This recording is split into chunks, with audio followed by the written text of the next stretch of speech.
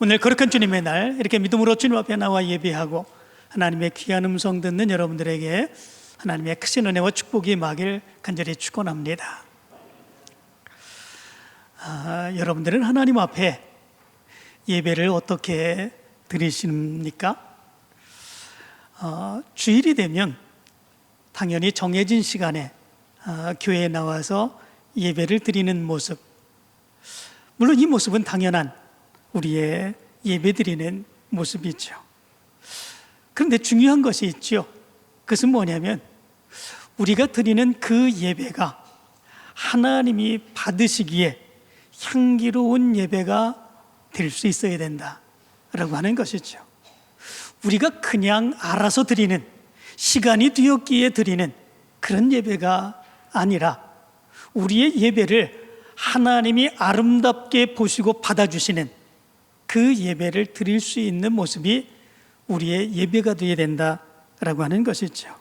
그러면 어떻게 그런 예배를 드릴 수 있을까라고 하는 거죠.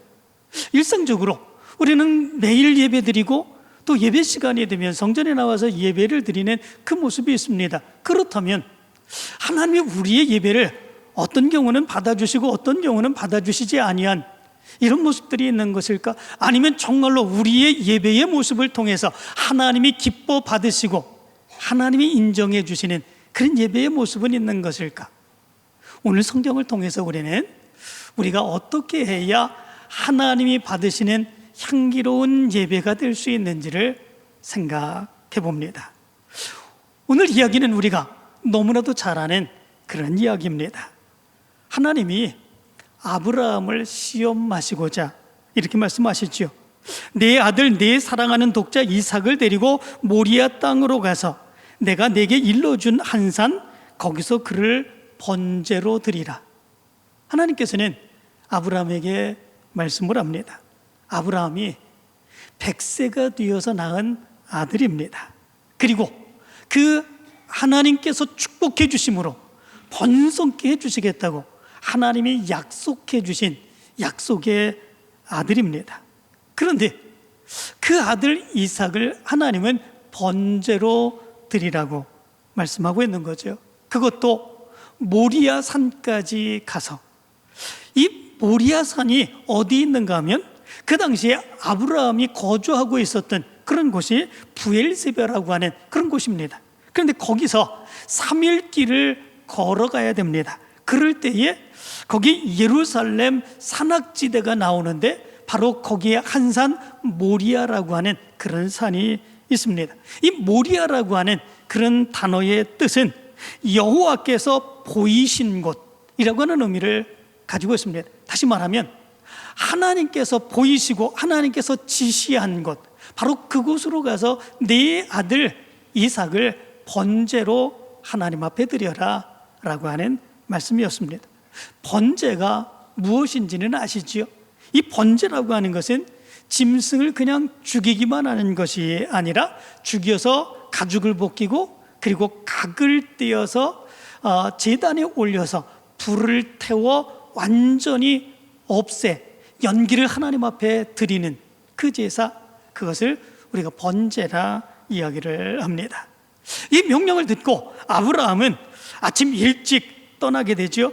나귀의 안장을 얹고 그리고 번제에 쓸 나무를 쪼개고 두 종과 이 이삭을 데리고 모리아 산으로 떠나게 됩니다. 3일 길을 걸려서 목적지인 모리아 산 아래에 도착하게 되죠. 그리고 이 아브라함은 그 두 종에게 여기서 기다리라 이야기를 합니다. 그리고 번제에 쓸 나무를 그 아들 이삭에게 지우고 자기는 불과 칼을 손에 들고 그 산 위로 올라가게 되는 그 모습이 있게 됐죠.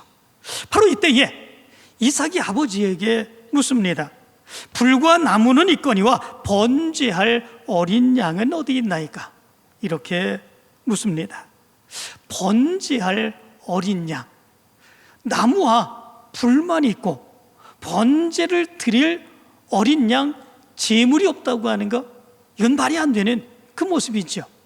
이 이삭은 묻습니다. 불과 나무는 있거니와 번제할 어린 양은 어디 있나이까 묻습니다.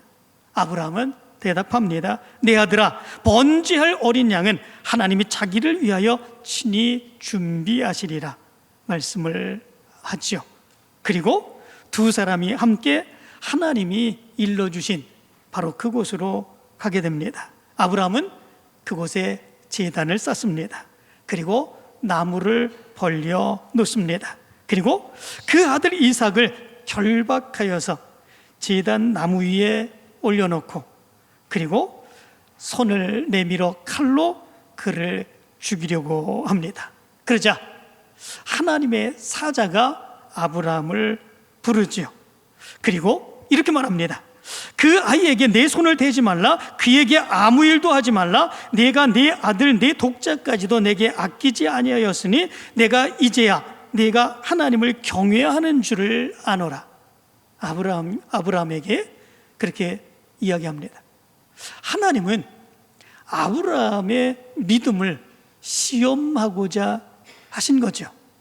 바로 그 시험에 아브라함은 하나님으로부터 인정받는 그 모습이 여기에 나타나고 있는 것을 보게 됩니다.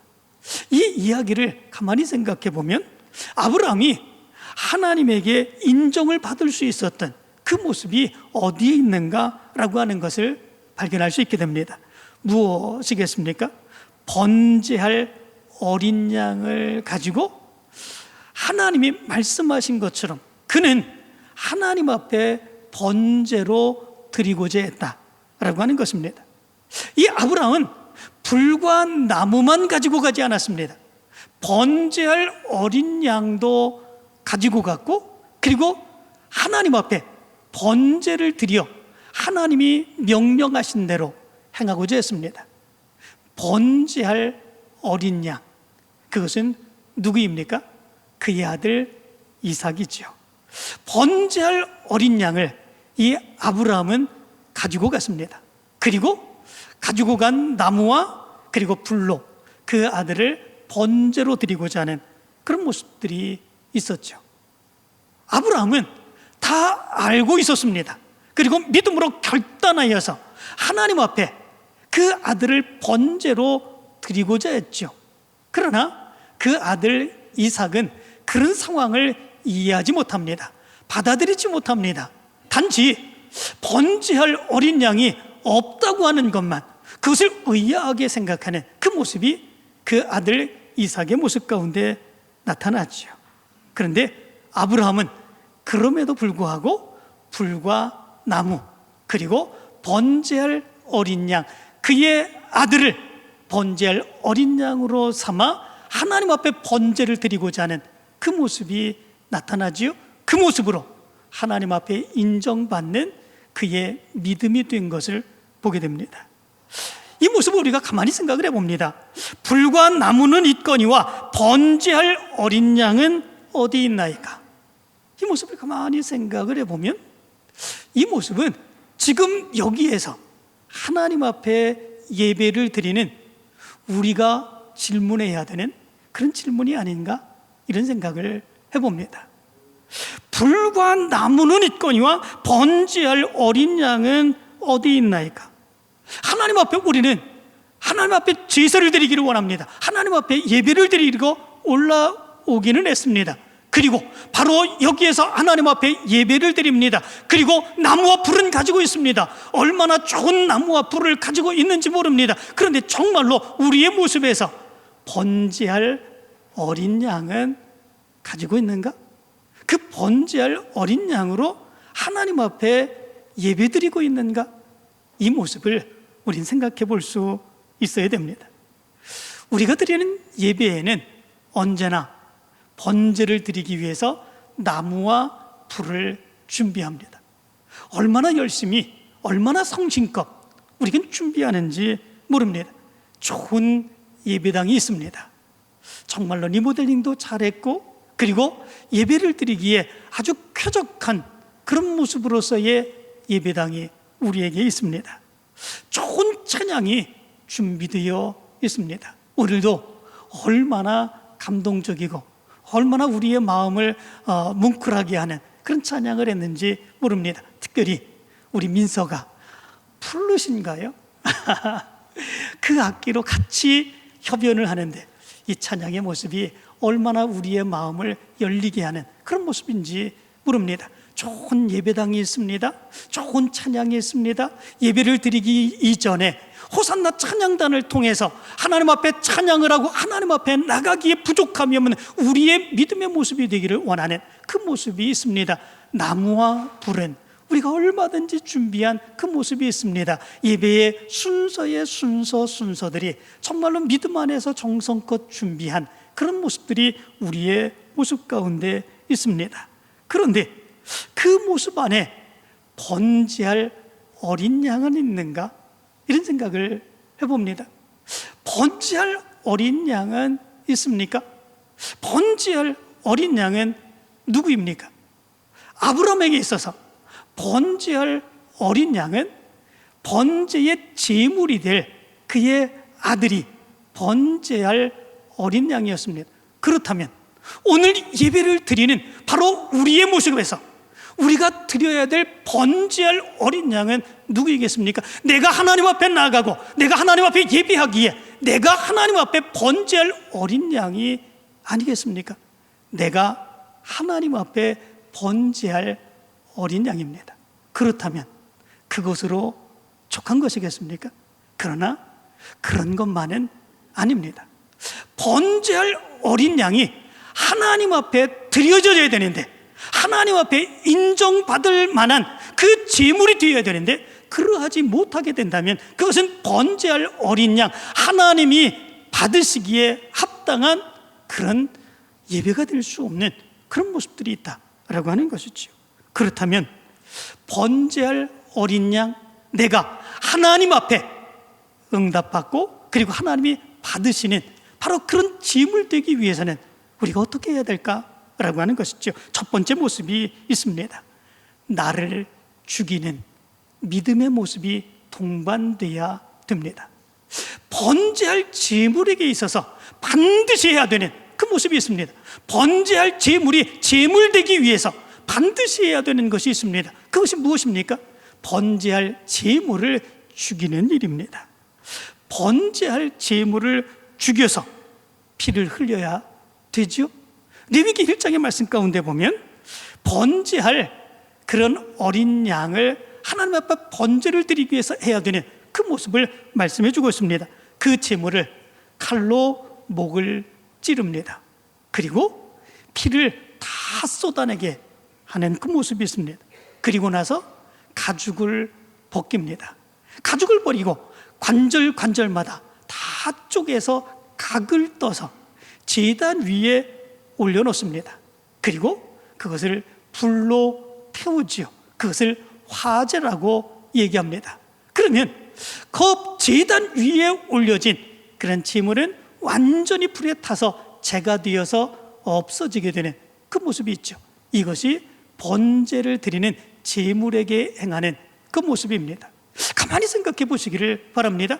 번제를 드려야 되는 그 제물을 죽여야 됩니다. 그런데 한 번만 죽이는 것이 아니라 끊임없이 죽이고 죽이는 일이 반복되는 그 모습이 있는 것을 보게 됩니다. 칼로 목을 찔러 죽입니다. 두 번째로 피를 완전하게 다 쏟아냅니다. 세 번째로 가죽을 다 벗겨냅니다. 네 번째로 그 살만 남은 그 제물을 다 관절마다 잘라 각을 뜨게 되는 그 모습이 있게 됩니다. 그리고 제단 위에 올려놓고 불을 넣어 완전하게 재가 되도록 태워버리는 그런 모습들이 있게 됩니다. 그럴 때에 그 연기는 하늘을 향해 올라가게 되는 그런 모습들이 있게 되죠. 제물을 하나님 앞에 드리는 그 모습이 죽이는 끊임없이 죽음의 모습이 있어야 바로 그 번제할 어린 양은 하나님 앞에 제물이 되는 그런 모습들이 있게 되는 것이죠. 레위기 19장, 레위기 1장 9절의 말씀 가운데 보면 이렇게 말합니다. 제사장은 그 전부를 제단 위에서 불살라 번제를 드릴지니 이는 화제라 여호와께 향기로운 냄새니라. 이렇게 말씀해 주고 있습니다. 완벽하게 죽여 태웠을 때에 바로 그것이 하나님이 받으시는 향기로운 제사임을 얘기해 주고 있는 것을 보게 됩니다. 이것이 의미해 주고 있는 것이 무엇이겠습니까? 우리가 하나님 앞에 번제를 드릴 때, 내가 번제의 제물이 될 때에 하나님 앞에 우리가 나와 예배를 드리는 그 모습 안에서 내 생각, 내 주장, 내 계획, 내 의지, 내 지식, 내 경험, 이 모든 것들을 완전하게 죽여서 하나님 앞에 내려놓는 그 모습이 바로 우리의 모습 가운데 있어야 된다고 하는 사실을 얘기해 주고 있는 것을 보게 됩니다. 살아있으면 그것은 제물이 되지 못합니다. 살아있으면, 죽이지 아니하고 살아있으면 그건 제물이 되지 못합니다. 그리고 그 예배는 하나님이 받으시는 향기로운 예배가 될 수 없는 그런 모습들이 있습니다. 우리를 죽여야 됩니다. 우리를 죽이지 아니하고서는 이 예배가 하나님이 받으시는 향기로운 예배가 될 수 없습니다. 이런 이야기가 있습니다. 어느 날 여우, 원숭이, 토끼가 하나님 앞에 나가죠. 그리고 하나님 앞에 나가 자기의 자랑을 이야기합니다. 서로 자기의 자랑 얘기하는 가운데 하나님이 아이고 내가 좀 배가 고프다 얘기를 합니다. 하나님 앞에서 하나님이 배고프다고 말씀하시자 여우 그리고 원숭이, 토끼 다 각기 하나님께서 드실 만한 음식을 찾아 나섭니다. 여우는 재빨리 나가서 잉어와 새끼를 물어옵니다. 그리고 원숭이는 도토리를 한 움큼 웅켜가지고 하나님 앞에 나옵니다. 그러나 토끼는 빈손으로 오게 되죠. 이 원숭이와 여우가 이 토끼가 빈손으로 온 것을 보면서 이렇게 책망을 합니다. 야, 너는 하나님이 배고프다고 하시는데 왜 모른 척하냐? 왜 빈손으로 오냐? 얘기를 합니다. 하나님도 거기에서 토끼에게 거두시지요. 모두들 나에게 좋은 것을 가져왔는데 너는 왜 빈손이냐? 묻습니다. 그러자 이 토끼가 모닥불을 피우게 됩니다. 모닥불을 피워 활활 타오르는 그 모닥불에 갑자기 이 토끼는 그 모닥불 속으로 뛰어들게 되죠. 그러면서 이야기를 합니다. 하나님, 내 고기가 있거든 잡수세요. 그렇게 이야기를 합니다. 하나님은 깜짝 놀랍니다. 그리고 하나님이 토끼의 마음을 헤아리지요. 토끼가 자기의 고기를 들여서 하나님이 배고프다고 하시니까 하나님께 드리고자 하는구나. 토끼의 마음을 헤아리십니다. 그리고 그 토끼를 달로다가 보내서 달에서 다시 살아가도록 하셨다죠. 그래서 지금 사람들이 달을 보면서 토끼가 저기 있다고 얘기한다 그럽니다. 예배를 드리는 자신의 모습 드리지 못하면 번제물이 되지 못합니다. 자기의 마음, 자기의 생각, 자기의 뜻 하나님 앞에 다 내려놓지 못하면 바로 그 예배는 하나님이 받으실 만한 향기로운 예배가 되지 못한다라고 하는 거죠. 이 시간에 여러분들의 모습이 어떤지 돌아보시기를 원합니다. 하나님 앞에 여러분들을 온전하게 내려놓으며 여러분들 자신이 하나님 앞에 드려질 만한 향기로운 번제물이 되길 간절히 축원합니다. 두 번째에 우리가 드릴 번제할 어린 양은 어떤 것일까? 어떤 상황 가운데서도 하나님의 말씀대로 살겠다고 하는 흔들림이 없는 믿음의 모습, 바로 이 모습이 우리가 하나님 앞에 드릴 번제할 어린 양이다 라고 하는 것입니다. 아브라함이 살고 있었던 부엘세바에서 이 모리아산까지 3일 길이라고 했습니다. 모리아산까지 3일 길을 가는 그 기간 동안에 이 아브라함은 어떤 생각을 했을까? 그런 생각을 합니다. 처음에 하나님이 말씀하셨을 그때에 그의 믿음의 결단은 분모했겠죠. 단호했겠죠. 하나님이 나에게 그렇게 말씀하셨으니 하나님이 나에게 아들을 주셨고 그 하나님이 나에게 그 아들을 하나님께 번제로 드리라고 말씀하셨으니 하나님의 명령대로 내가 해야 되겠다라고 하는 믿음의 결단이 아브라함의 모습 가운데 있었겠지요. 그런데 3일 길을 가는 동안 그의 마음은 어땠을까? 어땠을 것 같습니까? 정말 그 마음에 수없이 다른 생각들이 들지 않겠습니까? 첫날은 그래도 하나님 말씀대로 살아야지, 하나님께 드려야지, 그 마음의 결단 무너지지 않고 갔겠죠. 이틀이 됐을 때 그 마음은 달라졌겠죠. 이게 맞는 걸까? 하나님이 나에게 정말로 옳은 명령을 하신 것일까? 이렇게 행했을 때에 하나님의 역사하심을 내가 체험할 수 있을까? 그 생각이 들 수도 있겠죠. 마지막 3번째 날에는 믿음도 흔들려지는 거죠. 이렇게 해서 얻을 것은 무엇인데 정말 좋은 일들이 나타날 수 있을까? 부정적인 그 생각들이 나타날 수도 있죠. 3일 동안 가는 동안에 수도 없이 그의 생각은 바뀝니다. 그의 생각은 흔들립니다. 그의 믿음은 흔들리는 바로 그 모습이 여기에 있는 것이지요. 우리의 속담에도 작심삼일이라고 그러지 않습니까? 우리가 한번 결단한 것 3일을 넘기기 힘든 그 모습이 있습니다. 얼마나 수도 없이 많은 생각들이 우리 가운데서 나는지 모릅니다. 결심했다가 풀어지고 그리고 다시 또 풀어졌다가 다시 결심하고 이 모습이 우리에게 얼마나 많이 나타나는지 모릅니다. 그래서 어떤 신학자는 이렇게 이야기를 합니다. 우리가 처음에 믿음으로 결단했을 때 그 첫 번째 결단했던 그 결단의 모습은 하나님의 생각이고 두 번째 결단했던 그 결단의 모습은 내 생각이고 세 번째 결단했던 그 생각은 사탄의 생각이다.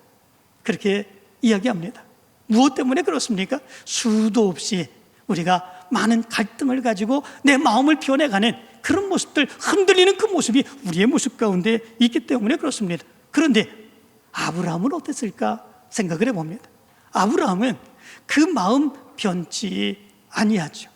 모리아 산까지 갔을 때에 그 종들에게 아브라함은 얘기합니다. 너희는 나귀와 함께 여기서 기다리라. 내가 아이와 함께 저기 가서 예배하고 우리가 너희에게로 돌아오리라.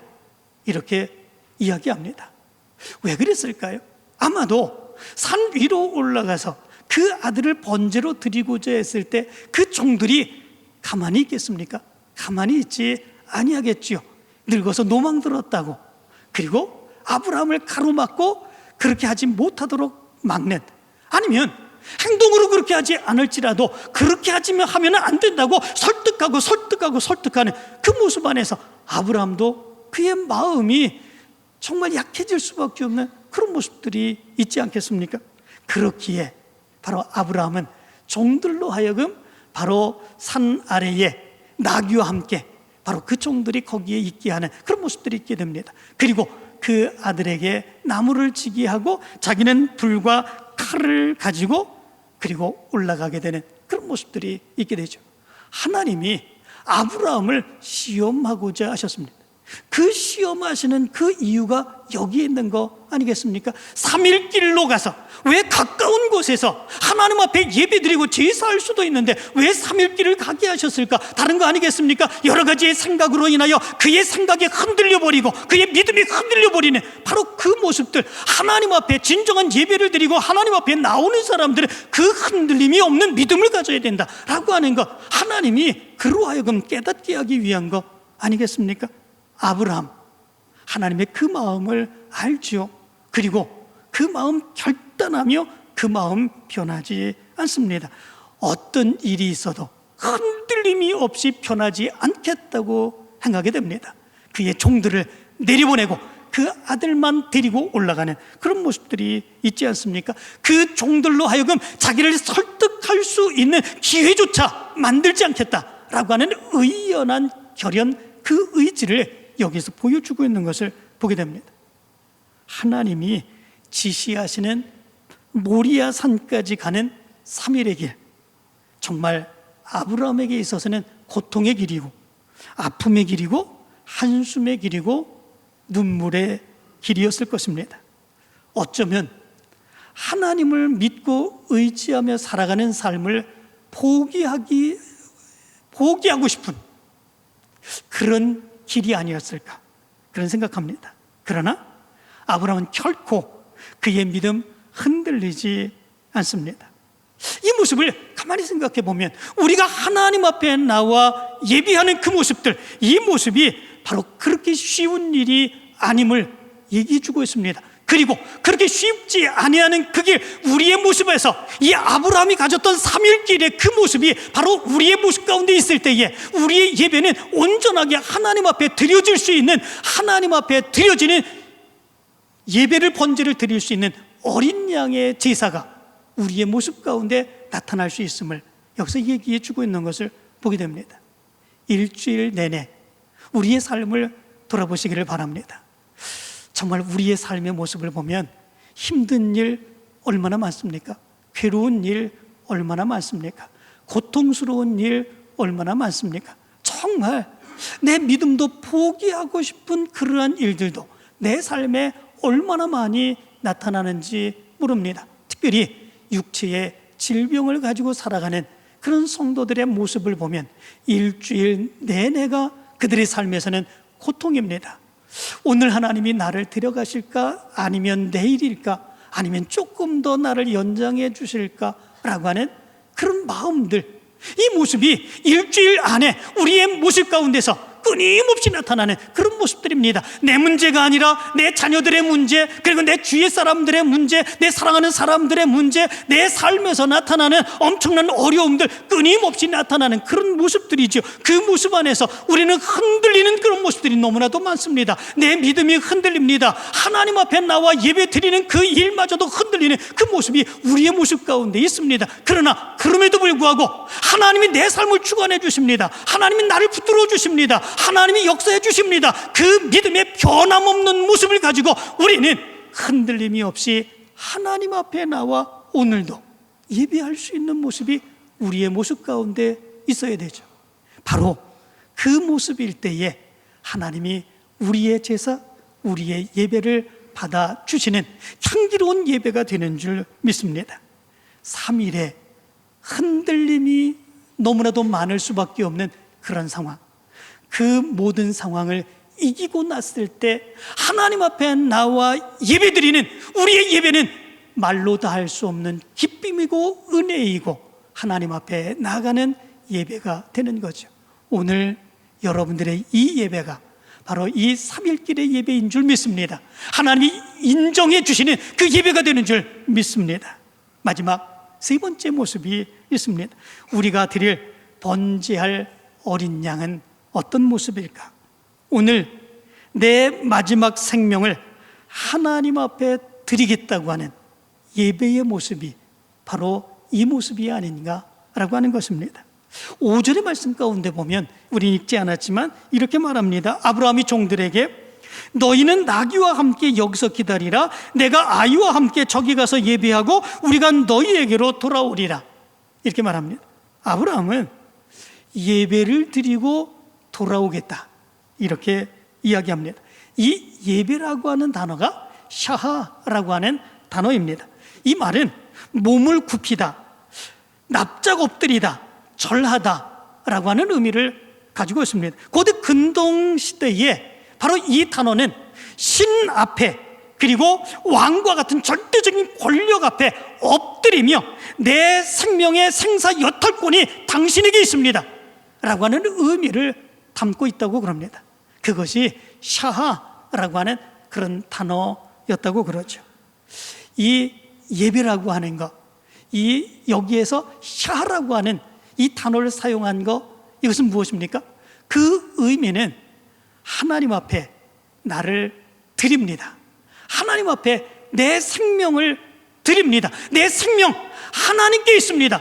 하나님께서 주관해 주십니다 라고 하는 그 믿음으로 이 예배가 드려질 수 있는 그런 예배가 되어야 된다라고 하는 것을 여기서 얘기해 주고 있습니다. 그래서 구약 성경에 샤하라고 하는 예배의 단어가 제사라고 하는 그 단어와 결부되어서 가장 처음으로 사용된 말이 바로 여기에 있습니다. 바로 자기의 전체 생명까지도 하나님 앞에 드려지는 것, 바로 이것이 예배임을 얘기해 주고 있는 거죠. 그런데 아브라함은 종들에게 얘기합니다. 우리가 너희에게로 돌아오리라, 이렇게 얘기를 합니다. 그렇다면 이 아브라함이 이야기한 이 이야기가 맞는 말이겠습니까? 아니지요. 맞는 말이 아닙니다. 왜냐하면 그는 전체 그의 생명의 여탈권을 하나님 앞에 드리겠다고 지금 얘기하고 있는 겁니다. 그렇다면 하나님이 살려주셔야, 하나님이 그 아들도 살려주셔야 바로 우리가 너희에게로 돌아올 수 있는 것입니다. 종에게로 돌아올 수 있는 거죠.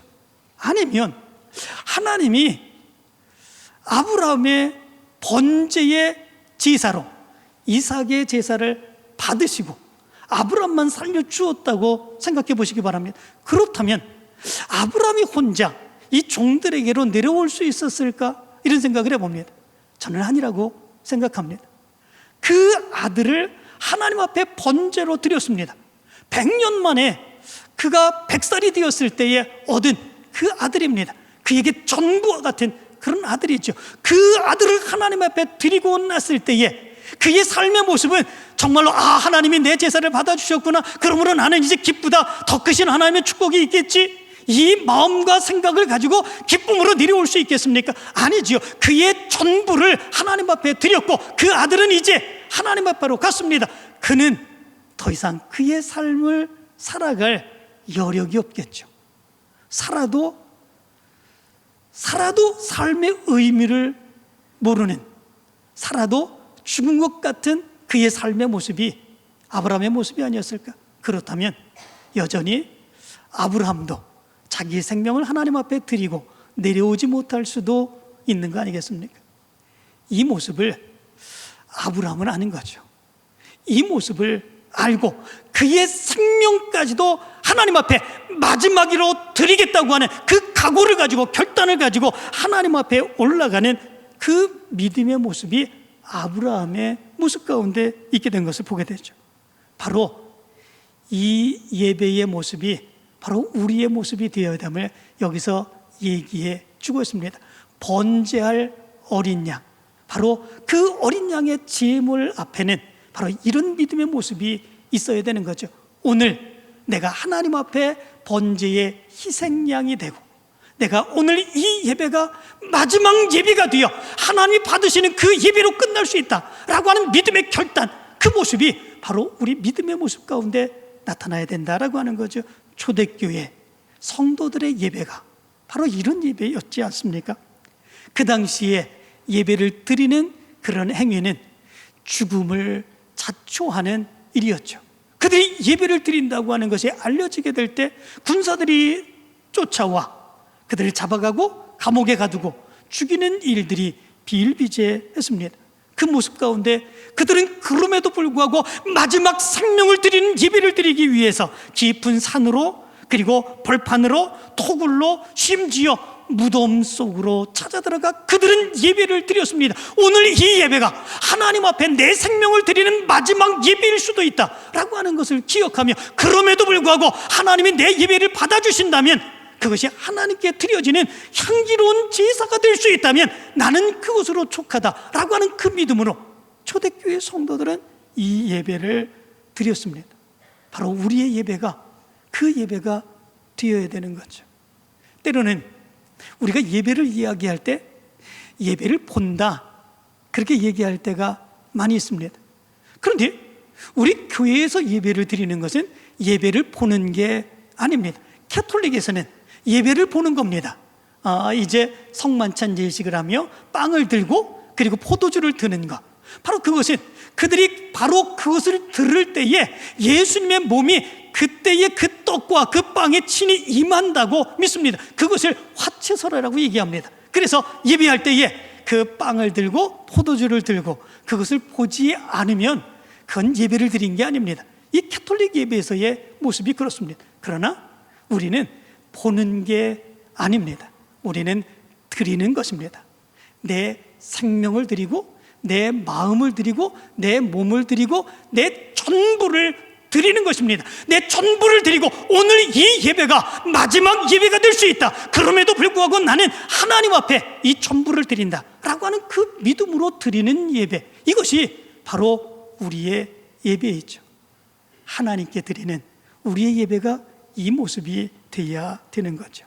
사랑하는 성도 여러분, 이 시간에 여러분이 드리는 이 예배가 정말 이러한 예배인지 한번 생각해 보시기를 바랍니다. 아브라함이 드렸던 바로 그 예배, 번제할 어린 양으로 그 아들을 드리고자 했었던 그 예배, 자기의 모든 것을 버리고, 그리고 자기의 그 믿음이 절대로 흔들리지 않겠다고 믿음으로 결단하고 자기의 생명까지도 드리며, 이 예배가, 이 제사니까 마지막 제사가 될 수도 있다고 하는 결단한 의지를 가지고 드렸던 바로 아브라함의 제사, 이 제사가 여러분들의 제사가 되고 하나님이 받으시고 축복해 주시는 놀라운 축복의 역사가 임하게 되길 간절히 축원합니다.